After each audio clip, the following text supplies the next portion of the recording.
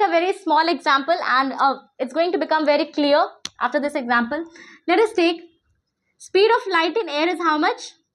3 into 10 to the power 8 meter per second, and speed of light in glass is 2 into 10 to the power 8 meter per second. और एक light है जो travel कर रहा है from air to glass. तो यहाँ पर हम रिफ्रैक्टिव इंडेक्स ग्लास के रिस्पेक्ट में निकालेंगे क्योंकि बेंडिंग कहाँ हो रही है? ग्लास में हो रही है. तो refractive index of glass with respect to air is, you can write mu G by mu A, है ना. Glass with respect to air को क्या लिख सकते हैं? Mu G by mu A. So you can write here mu G by mu A is equal to VA by VG. Since it is inversely proportional, तो speed of light in air by speed of light in glass होगा mu g by mu a. So what is the speed of light in air? 3 into 10 to the power 8 meter per second by 2 into 10 to the power 8 meter per second. So it's 1.5 meter per second cancelled. So it's 1.5. So mu glass with respect to air is 1.5. Means refractive index of glass with respect to air is 1.5. Okay. One more thing you got to know here, that refractive index U is unitless. ये question पूछा जाता है board में. What is the unit of refractive index? It is unitless. इसका कोई unit नहीं, because हम लोग लाइट को ही कैंसिल कर रहे हैं ना, metre per second. So it is unitless, it has no unit. Now this way only, इसी तरह से आप निकालेंगे. अगर कोई और न्यूमेरिकल्स आता है, you are going to utilize this only. ये बहुत इंपॉर्टेंट है, this and this, these two. Just mark it, mark कर लो. अगर you have not marked it, just note it down. This is the most important part of refractive index. तो medium 1, medium 2, medium glass is the second, 2 with respect to 1, तो 2 by 1 हो जाएगा. Okay, now any question if you get from refractive index, you'll be able to solve it. Now Snell's law.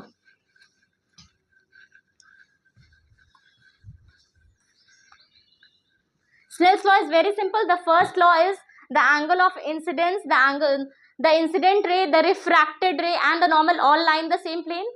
तो same plane क्या होता है? I've already explained in the previous class. And the second law is that Snell's law का second law थोड़ा important है, means it's a little intriguing. First law you all know, second law I am telling sine I by sine R. First law तो clear है ना. First law तो same plane, मैंने already, just like reflection, angle of reflection था वहाँ, या angle of refraction है, they all are in the same plane, that's it. Sine I by sine are क्या होता है? कांस्टेंट होता है.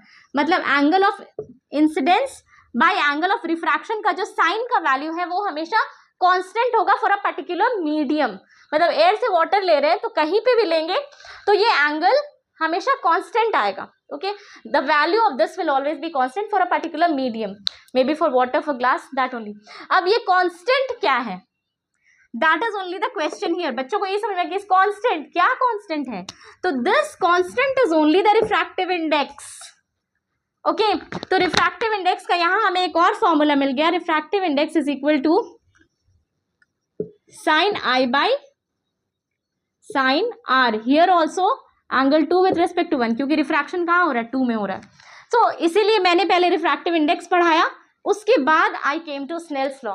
क्योंकि स्नेल्स लॉ में अगर incidentally all of a sudden if you come to know कि ये क्या है, रिफ्रैक्टिव इंडेक्स कांस्टेंट है, तो ये क्या है, तो so many questions will come. तो नाउ यू हैव अंडरस्टूड कि रिफ्रैक्टिव इंडेक्स क्या है. So you can say that sine I by sine R is equal to the refractive index, और you can say it's constant for a particular medium.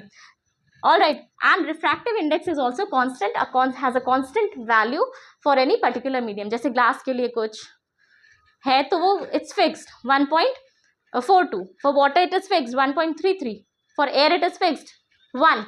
Okay, so this is all about refractive index and Snell's law, and in the next class we are going to continue. We'll study lenses, convex lens and concave lenses.